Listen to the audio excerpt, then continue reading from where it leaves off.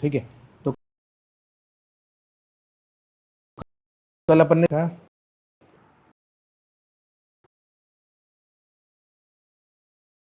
कि different stomach में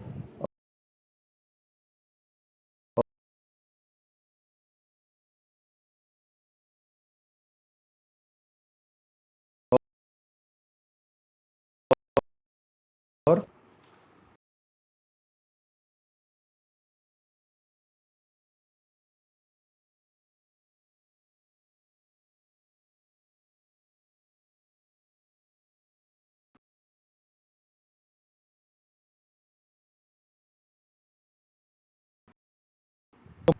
ठीक है,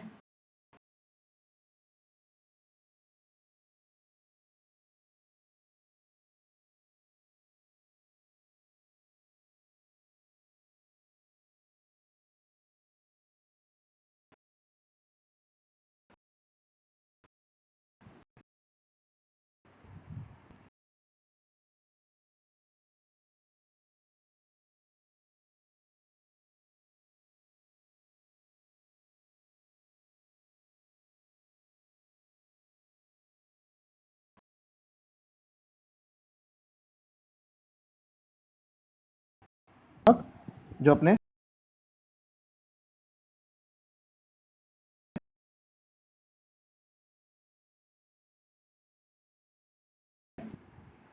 अब देखो अपन ने कल पढ़ा, क्या पढ़ा कि फीड भोजन डाइजेशन की शुरुआत कहाँ से होती है, डाइजेशन की शुरुआत कहाँ से होती है, तो मुंह से होती है ना, माउथ से होती है। सबसे पहले कौन सा पोर्शन होता है, माउथ। माउथ में क्या रहता, दांत रहते, तालू रहता, लिप्स रहते, टंग रहती, ये रहते सारे सामान माउथ केविटी में। ठीक है, तो माउथ केविटी में जब फीड आता है दांत के द्वारा उसको चबाया जाता है। ठीक है, इस फीड को दांत के द्वारा चबाया जाता है तो छोटे छोटे पार्टिकल में टूट जाता है। ये किसकी बात चल रही है, मोनोगैस्ट्रिक एनिमल की, जिसके पास सिर्फ एक ही आमाशय है, उनकी बात चल रही। उसके बाद कहाँ जाता है ये, उसके बाद ये कहाँ जाता है, तो उसके बाद माउथ के बाद जाता है ये फेरिंग्स में। ठीक है, ग्रसनी में, ग्रसनी से कहाँ जाता है, ईसोफेगस में, ग्रसिका में जाता है। ठीक है, ग्रसिका से कहाँ जाता है, ग्रसिका कहाँ पे खुलती है, तो ग्रसिका अपनी खुलती है आमाशय में। कहाँ पे खुलती है, आमाशय में खुल गई, आमाशय में खुल गए। ठीक है, अब आमाशय में भोजन 3 से 4 घंटे, 4 से 5 घंटे रहता है, किसमें, मोनोगैस्ट्रिक एनिमल की बात कर रहा हूँ मैं। ठीक है, रोमिनेंट की नहीं कर रहा हूँ। ठीक है, 3 से 4 घंटे रहता है वहाँ पे। उसके बाद हम बहुत ज़्यादा एंजाइम रहते हैं वहाँ पे, HCl रहता है, उससे ये भोजन मिलके आगे कहाँ भेज दिया जाता है, स्मॉल इंटेस्टाइन में। स्मॉल इंटेस्टाइन में 3 पार्ट है, ड्यूडेनम, जेजुनम, इलियम। वहाँ भोजन रुकता है, अवशोषण होता है बाद में लार्ज इंटेस्टाइन में। ठीक है, तो ये पूरी बात होती है अपना डाइजेशन की। ठीक है, अब देखो ये बहुत इंपॉर्टेंट कंसेप्ट बता रहा मैं रूमिनेंट के डाइजेशन की, रूमिनेंट का कैसे होता है। ठीक है, अभी जो बता रहा हूँ प्लीज़ अच्छे से सुनना सभी लोग। 90% लोगों को ये चीज़ पता नहीं होगी, 90 के 100% लोगों को। ठीक है, देखो अभी सब अच्छे से सुनना। एक गाय की बात करते हैं, केटल को लेते हैं ना, केटल। देखो ठीक है, अब केटल जो है उसने क्या खाया, घास खाई, मीन्स साइंटिफिक लैंग्वेज में बात करें तो उसने सेल्यूलोज खाया। ठीक है, सेल्यूलोज खाया,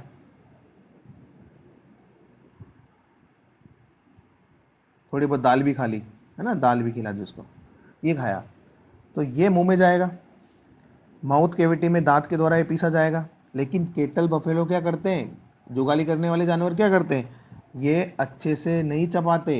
ये क्या करते हैं, खाते हैं और निगलते हैं सीधा, अच्छे से नहीं चबाते। सुन लेना ध्यान से, पहले खाया मुंह में, सीधा निकला, थोड़ा बहुत चबाया होगा, लार मिली होगी और सीधा निकल जाते।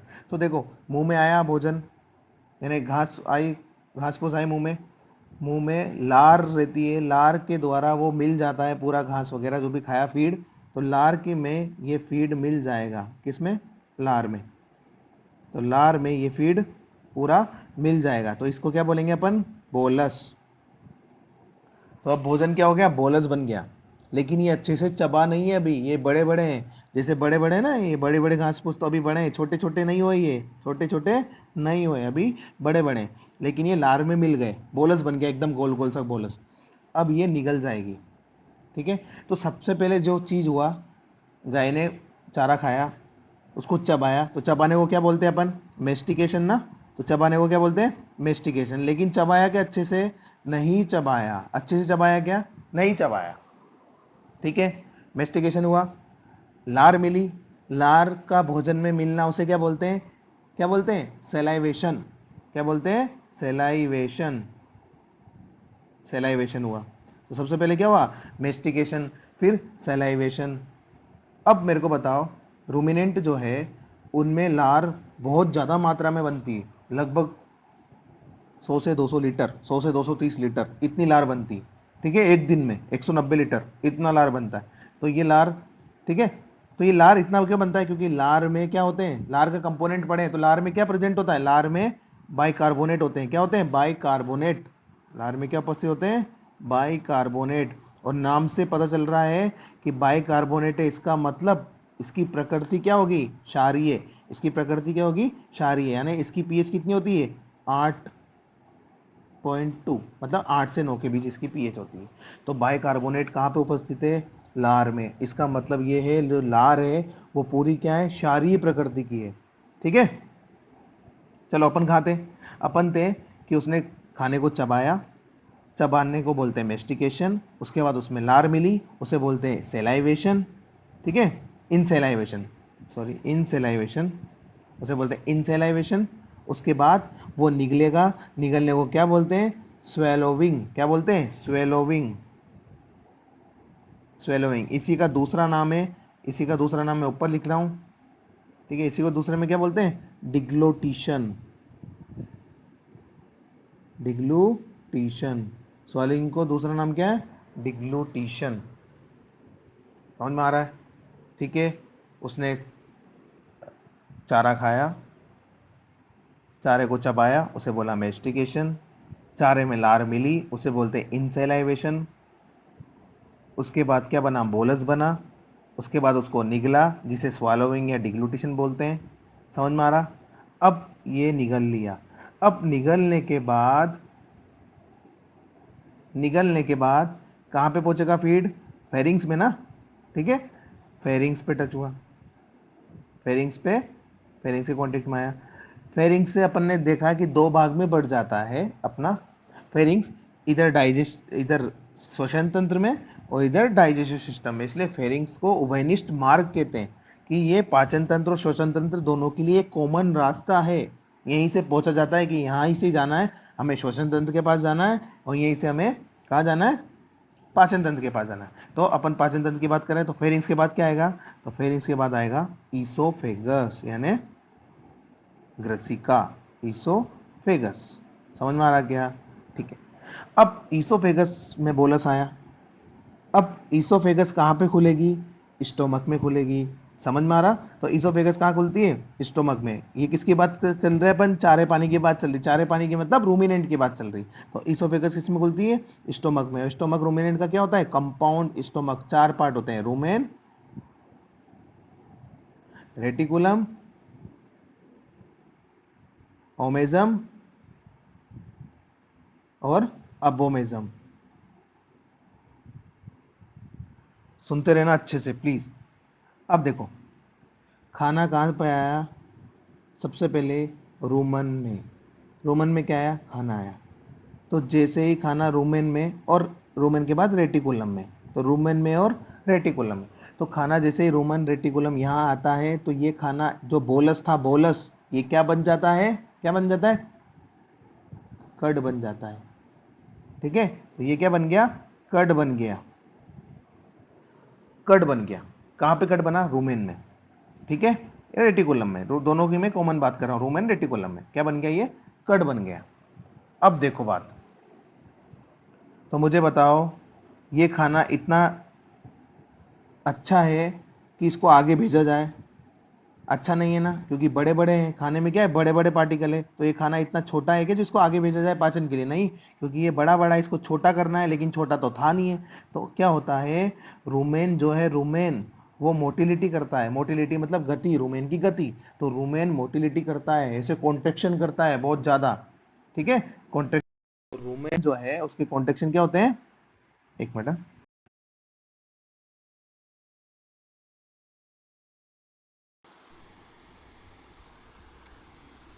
ठीक है ठीक है ठीक है, चलो ठीक है। देखो, तो रूमेन क्या करता है, कॉन्ट्रेक्शन करता है, मोटिलिटी करता है, ठीक है। तो 2 मिनट में 3 बार मोटिलिटी करता है रूमेन, 2 मिनट में 3 बार। अपन टाइम सेट करेंगे, टाइम देखेंगे, तो रूमेन 2 मिनट में 3 बार मोटिलिटी करता है और 5 मिनट में 8 बार मोटिलिटी करता है।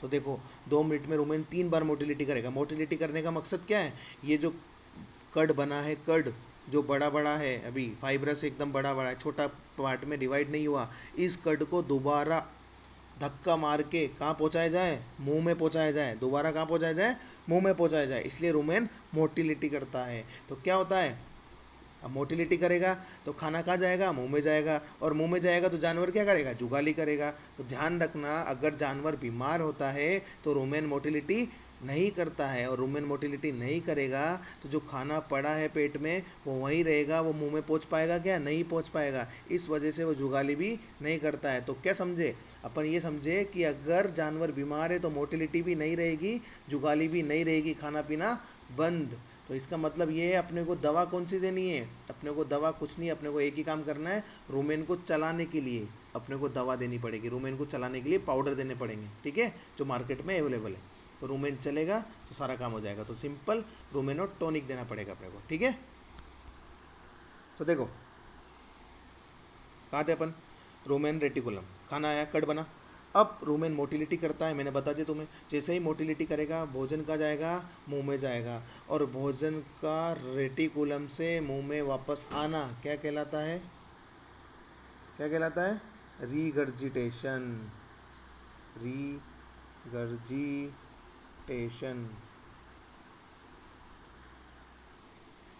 ठीक है।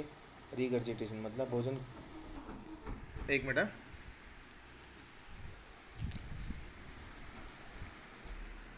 देखो, तो भोजन का रेटिकुलम से वापस मुंह में जाना क्या कहलाता है, रीगर्जिटेशन।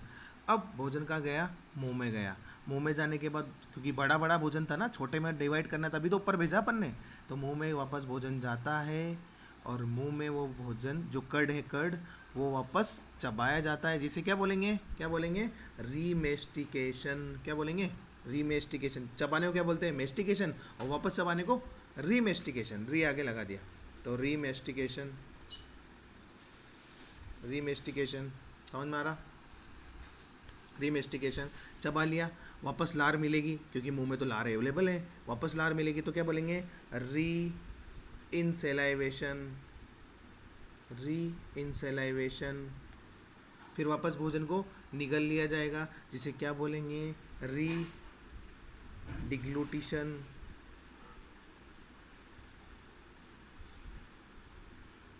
समझ में आ रहा क्या। तो ये सारा प्रोसेस क्या कहलाता है, रूमिनेशन। क्या क्या है रूमिनेशन में, रीगर्जिटेशन यानी भोजन का मुंह में आना, फिर रीमेस्टिकेशन, फिर री एनसेलाइवेशन, देन रीडिग्लूटिशन, यानी भोजन वापस निगल लिया। अब भोजन को निगल लिया जाएगा, ठीक है। हाँ, एक मिनट एक मिनट, देखो, रीडिग्लूटिशन, रीगर्जिटेशन, रीगर्जिटेशन मतलब फीड जो है रेटिकुलम से मुंह में आया, ठीक है, मुंह में आने के बाद चबाया जाता है, उसे क्या बोलते हैं, रीमेस्टिकेशन। उसके बाद लार मिल जाती है, उसको क्या बोलते हैं, री एनसेलाइवेशन। उसके बाद वापस निकला जाता है, जिसे क्या बोलते हैं, रीडिग्लूटिशन, रीडिग्लूटिशन या फिर री स्वेलोविंग। समझ में आया। तो भोजन कहाँ गया, वापस पेट में, वापस अंदर, अंदर कहाँ जाएगा, रूमेन में।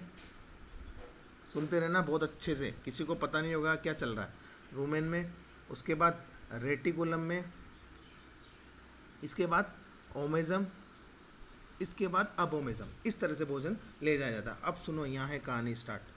क्या कहानी है, देखो, अच्छे से सुनना एकदम बढ़िया तरीके से, क्योंकि जिसको ये समझ में आ गया फिर वो ट्रीटमेंट कर सकता है फील्ड पे एकदम अच्छे से। देखो, अब क्या है, अब अपना जो कर्ड था, एकदम चबाया उसको, बढ़िया चबाया चबाया चबाया, ठीक है। उसको वापस अंदर भेज दिया, वापस रूमेन में आया। अब रूमेन में क्या उपलब्ध है? रूमेन में बहुत सारे बैक्टीरिया उपलब्ध है, ठीक है, बैक्टीरिया। तो ये बैक्टीरिया क्या करते हैं? ये टाइम पास के लिए तो बैठे नहीं है, क्या करेंगे? फर्मेंटेशन करेंगे। तो जो फीड आया है, जिसको छोटे छोटे टुकड़ों में अपन ने तोड़ा है, उसका क्या होगा? फर्मेंटेशन होगा। अब तुम्हें पता है, फीड खाया तो फीड तो कोई ऐसा है नहीं, फीड में क्या होगा? कार्बोहाइड्रेट होगा। दाना खिलाया तो क्या होगा? प्रोटीन होगा। तो जो प्रोटीन और कार्बोहाइड्रेट है वो रूमेन में जाकर, सुनते रहना, रूमेन में जाकर रूमेन के जो माइक्रोब्स है, रूमेन के जो सूक्ष्म जीव है, उनके द्वारा, ठीक है, उनके द्वारा तोड़ दिए जाते हैं। अब सुनते रहना। अब खाने से क्या मिला? कार्बोहाइड्रेट। खाने से क्या मिला? कार्बोहाइड्रेट। और क्या मिला? प्रोटीन। कहाँ पे चल रही है बात? रूमेन में, ठीक है, सुनते रहना। अब देखो क्या हुआ, इस कार्बोहाइड्रेट से क्या मिलेगी? ऊर्जा। और इस ऊर्जा का उपयोग कौन करेगा? माइक्रोब्स। इस ऊर्जा का उपयोग कौन करेगा? माइक्रोब, सूक्ष्म जीव। तो भाई जो ऊर्जा अपने को खाने से मिल रही है, वो ऊर्जा तो कौन ले गए? सारी माइक्रोब्स ले गए। तो एनिमल को क्या मिलेगा फिर? कुछ नहीं मिलेगा। देखते रहो क्या हो रहा है। तो जो ऊर्जा मिली है वो किसने ले ली? सूक्ष्म जीवों ने ले ली, बैक्टीरिया ने ले ली। और इस प्रोटीन को भी कौन खा गया? बैक्टीरिया खा गया। कौन खा गया? बैक्टीरिया खा गया, ठीक है। तो ये प्रोटीन को और इस माइक्रोब्स को कौन खा गए? सूक्ष्म जीव खा गए। तो फिर एनिमल को क्या मिलेगा भाई, जब ये खा गए? तो देखते रहना। अब देखो, अब ये जो प्रोटीन है जो बैक्टीरिया ने खा लिया, इसको क्या बोला जाता है? इसको बोला जाता है माइक्रोबियल प्रोटीन, सूक्ष्म जीवीय प्रोटीन। माइक्रोबियल प्रोटीन, सूक्ष्म जीवीय प्रोटीन कहा जाता है, ठीक है। अब मुझे बताओ, सेलाइवा की पीएच, लार की पीएच क्या थी? 8.2। किसकी वजह से? बाइकार्बोनेट की वजह से। रूमेन की पीएच क्या है? 6.5 टू 6.8, लगभग उदासीन के बराबर, ठीक है। थोड़ी सी अम्लीय, बाकी उदासीन।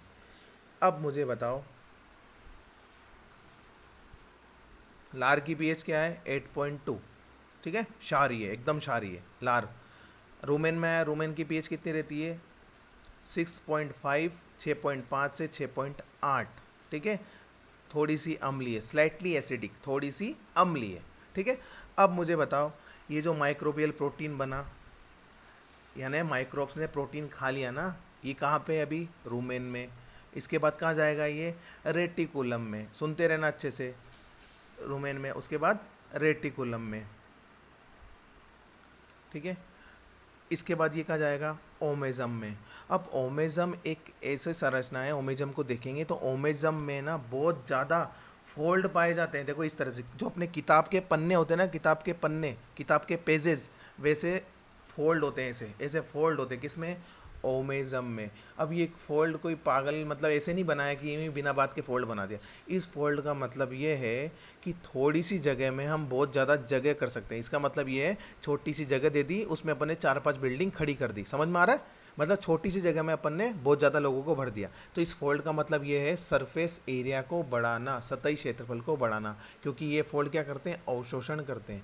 तो जो पानी आया है खाने के साथ, क्योंकि भैंस कितना पानी पीती है तुम्हें पता है ना, गाय भैंस, तो जो पानी आया है खाने के साथ वो कहाँ पे अवशोषित होगा? इस ओमेजल फोल्ड में अवशोषित हो जाएगा। तो जो अपने साथ बाइकार्बोनेट आया लार के साथ, वो भी कहाँ अवशोषित हो जाएगा? यहाँ पे अवशोषित हो जाएगा। तो अब जो खाना है वो कैसा हो गया? सूखा सूखा सा, क्योंकि पानी वानी किसने अवशोषित कर लिया? ओमेजम में। अब आगे देखते रहना। अब भी ये माइक्रोबियल प्रोटीन कहाँ पे था? ओमेजम में। अब कहाँ जाएगा ये? अबोमेजम में। और मुझे बताओ अबोमेजम क्या है? अबोमेजम सत्य आमाशय, ट्रू स्टोमक है। और अबोमेजम में क्या पाया जाता है? ग्लैंड पाई जाती है, ग्रंथियाँ पाई जाती है, जो एंजाइम का स्त्रावण करती है। कौन कौन से एंजाइम होते हैं? पेप्सिन एंजाइम, ठीक है, पेप्सिनोजन। और अम्ल होता है, HCl होता है, ठीक है। अब देखते, सुनते रहना। HCl की बात आई, हाइड्रोक्लोरिक अम्ल। तो सबने सुना होगा HCl की पीएच कितनी होती है? इसकी पीएच 2 से 3 होती है, सिर्फ 2 से 3। अब देखो अपन ने खाना खाया था, लार मिली थी, तो पीएच कितनी थी? सॉरी से है ना 8.2, पीएच कितनी थी लार की 8.2, 8.2, और अब पीएच कितनी होगी 2 से 3। तो मुझे बताओ जो ये माइक्रो ऑर्गेनिज्म है, जो ये सूक्ष्म जीव है, जो प्रोटीन खा के बैठा है, ये जब अबोमेज़म में जाएगा तो मरेगा नहीं क्या ये? तो ये जब माइक्रोब्स यानी सूक्ष्म जीव जब अबोमेज़म में जाते हैं तो अबोमेज़म की पीएच के कारण ये मर जाते हैं, और ये यहाँ पे जब मर जाते हैं तो इनका अंदर का प्रोटीन बाहर निकल जाता है। ठीक है, तो जब इनके अंदर का प्रोटीन बाहर निकल जाएगा और यही प्रोटीन पेप्सिन कन्वर्ट, अब देखो यही प्रोटीन पेप्सिन एंजाइम जो है किस में बदल देगा, प्रोटियोज और पेप्टोन्स में बदल देगा, डाइपेप्टाइड में बदल देगा। एक मिनट, आवाज़ आ रही क्या अभी? अभी आवाज़ आ रही क्या? ठीक है, कहाँ था मैं? रुक जा।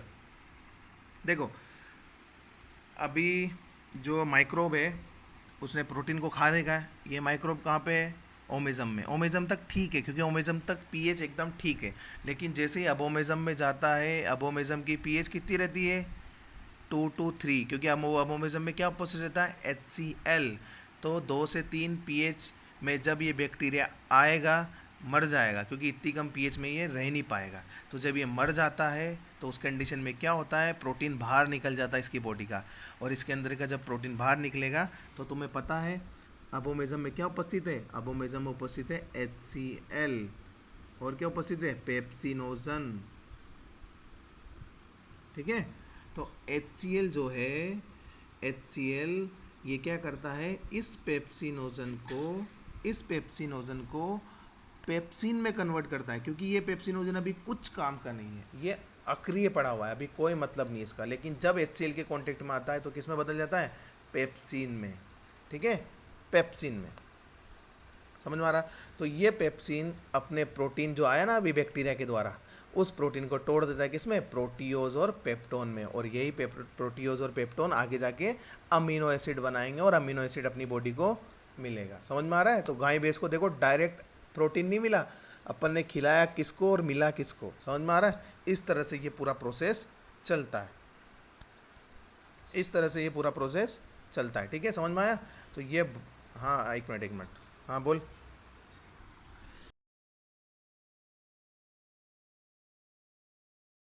प्रोटीन, ठीक है, देखो इधर प्रोटीन पेप्सिन के द्वारा कन्वर्ट हुआ, प्रोटियोज प्लस पेप्टोन्स में ये आगे वापस डाइपेप्टिडेज की सहायता से वापस किस में कन्वर्ट होगा, अमीनो एसिड में। समझ में आ रहा है? तो ये प्रोटीन की इकाई क्या है, अमीनो एसिड, यही है अपना काम का चीज़। ठीक है, जो भी अब डाउट हो बाद में पूछना, क्योंकि लेक्चर का, हाँ ठीक है, यही था ना, ठीक है। चलो अपन कहाँ पे थे? तो देखो इस तरह से पूरा प्रोसीजर चलता है, ये चल रहा है पूरा प्रोसीजर कि प्रोटीन खिलाया किसको, मिला किसको, कैसे मिला, क्या मिला। समझ में आ रहा है? तो ध्यान रखना पीएच का एक इंपॉर्टेंट रोल है, पीएच का ध्यान रखना सभी लोग कि लार की पीएच कितनी होती है। ठीक है, उसके बाद रूमेन की पीएच कितनी होती है, उसके बाद अबोमेज़म की पीएच कितनी होती है। समझ में आ रहा है? तो ये थी बात अपने रूमिनेंट का स्टोमक और मोनोगेस्ट्रिक जो अपना कुत्ता बिल्ली उनके स्टोमक में तुलना। ठीक है, अब देखो देखते रहना भी अच्छे से सभी।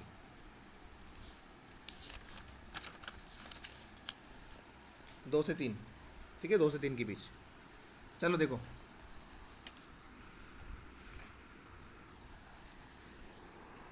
मैं बात कर रहा हूँ किसकी, मोनोगेस्ट्रिक की। मोनोगेस्ट्रिक का मतलब समझ में आ रहा है, कुत्ते बिल्ली इनकी है ना मोनोगेस्ट्रिक। तो देखते रहना जल्दी फटाफट कि मोनोगेस्ट्रिक का जो स्टोमक है कहाँ पे रहता है। मोनोगेस्ट्रिक का जो स्टोमक है वो लेफ्ट साइड में रहता है। ठीक है, बाईं तरफ रहता है और जस्ट डायफ्राम के पीछे उपस्थित होता है। डायफ्राम जैसे खत्म हुआ उसके जस्ट, ये डायफ्राम देखो, डायफ्राम जैसे खत्म हुआ उसके जस्ट पीछे बाईं तरफ यानी लेफ्ट साइड में क्या उपस्थित होता है, ये स्टोमक उपस्थित होता है। ठीक है, अब स्टोमक के 3 पार्ट कौन कौन से, मोनोगेस्ट्रिक में 3 पार्ट बताएंगे। सुनना मेरी बात, कंपार्टमेंट नहीं बोल रहा हूँ मैं, इसके 3 भाग बता रहा हूँ। स्टोमक तो क्या है, एक ही है, लेकिन इसके 3 भाग बता रहा हूँ कि कौन कौन से। पार्ट मत समझ लेना कि यार रूमिनेंट का 4 होते तो इसके 3 हो गए। नहीं, इसके पार्ट बता रहा हूँ क्या कौन कौन से पार्ट है, ठीक है। तो देखो, ये इसोफेगस जिस भाग में खुलती है, स्टोमक के जिस भाग में, इसोफेगस स्टोमक के जिस भाग में खुलती है, सुनते रहना, इसे बोलते हैं कार्डियक पार्ट। कौन सा पार्ट है? कार्डियक, ऊपर वाला कार्डियक पार्ट,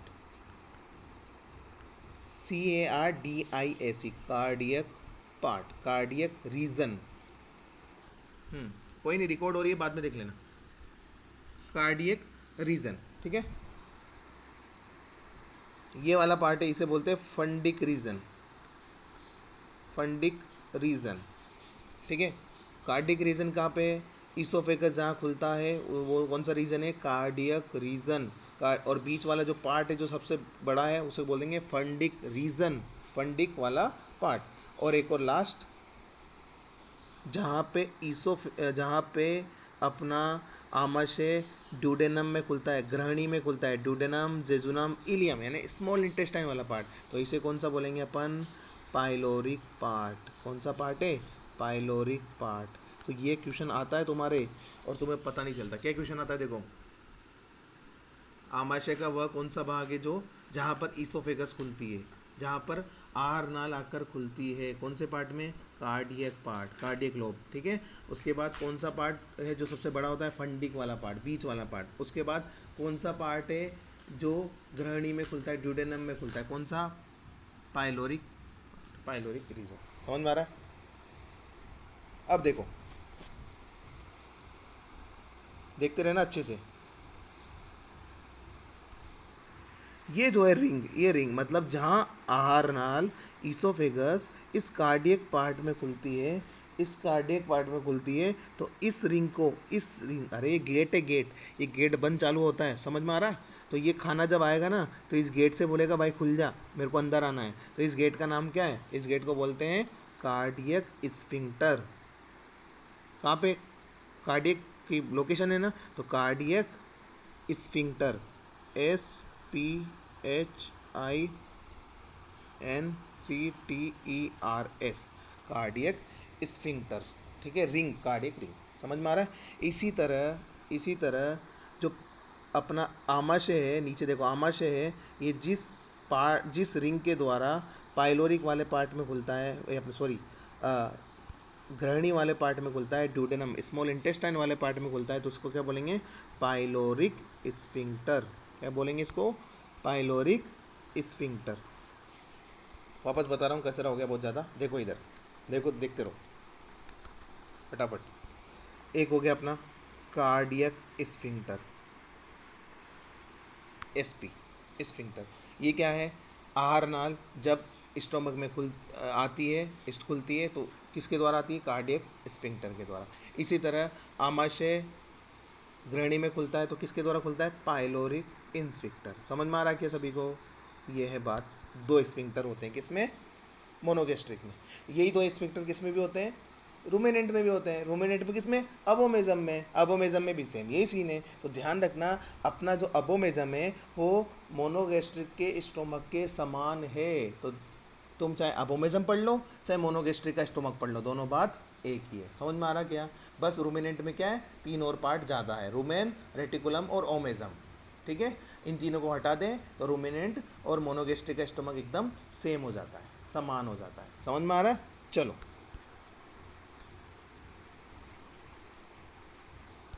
अब देखो, ये लिंक जाने वाला है, मैं है ना, दूसरा लिंक सेंड कर रहा हूँ, ठीक है। अपन आगे बढ़ने वाले हैं, चलो।